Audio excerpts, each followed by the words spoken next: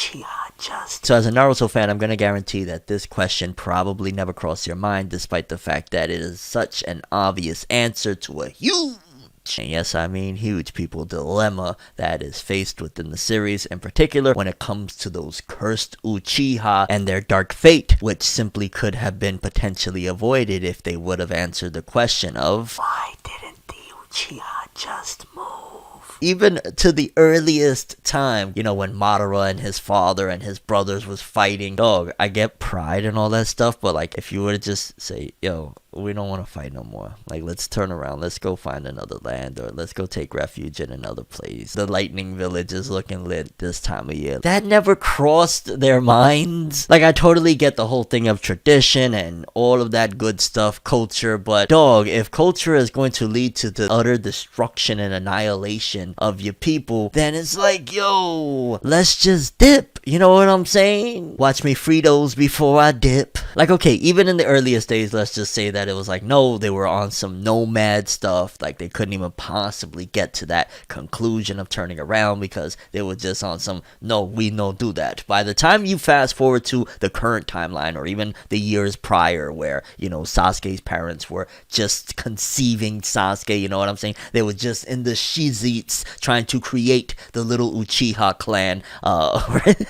By that particular point, they could have, at the very least, I don't want to say be smart enough because that would be a silly thing, because that's just perception and perspective at the end of the day, but they could have at the very least looked at it like, look at the way we're being treated at this particular point. Like, they have the Uchiha on the outskirts of the village. There's never going to be an Uchiha Hokage, obviously now in the current timeline world, so that might very well be the possible thing with Sarada, because that's her goal, and that'll be the curse breaker, so to speak, which aligns so perfectly with the whole idea that this generation coming up is going to be the generation that saves the world and breaks curses, and Sarada technically would be breaking a generational curse of, hey, the Uchiha are going to be loved and admired if she becomes the Hokage. But that would be breaking a generational curse that really would have been broken long ago if they would have been like, yo, let's go. You know, instead of Itachi deciding, man, I'm gonna massacre these cats, how about we just bounce? Like, in the middle of the night, one by one, we just silently mask our chakra the best way possible and just dip. The ones that don't want to dip don't have to. They could stay here, that's fine. But Konoha trying to stop us, Danzo and them, like, just go. I ain't gonna lie, the more I look at it, a lot of things really could have been avoided, even going back to the days of Madara. And if you even think about it, you see the different, I guess you would say, routes that could have happened with the Uchiha. First of all, it starts with Madara. Madara tried to warn them. He tried to say, yo, they didn't want to listen, so he went off alone. Then jumping a few years forward, you have the tragedy of Obito Uchiha, completely removed from the scene of anybody he even knew, let alone, of course, his clan already having a lot of trouble since the days of Madara and being outcasted little by little. But now you go to Obito Uchiha being separated from everybody and completely doing his own thing, being kind of in enemy's arms, so to speak, ultimately led to his demise, his destruction, and the dissipation of his soul, so to speak, and everything that he stood for, because he was corrupted, ultimately being in that environment for so long and being poisoned by the ideologies of, again, the enemy. Fast forward a little bit, then you see Itachi that was just like, you know what, they're not gonna listen, opposed to just, you know, taking his little brother and whatever family members want to leave and just running off with them. He decides to slaughter them all down. So going the psychotic route like Itachi, gonna traumatize my brother and all, that was another route. And then you look at Sasuke's route, that was pretty much essentially like, let's go to war in a different aspect, on a respect you, but still I gotta take you down because this is my revolution, and then taking that L, and then leading to, again, Sarada, the changer of all of this. But I still gotta say, god damn it, these Uchihas, like, y'all should have just moved. Subscribe and hit that bell, lads.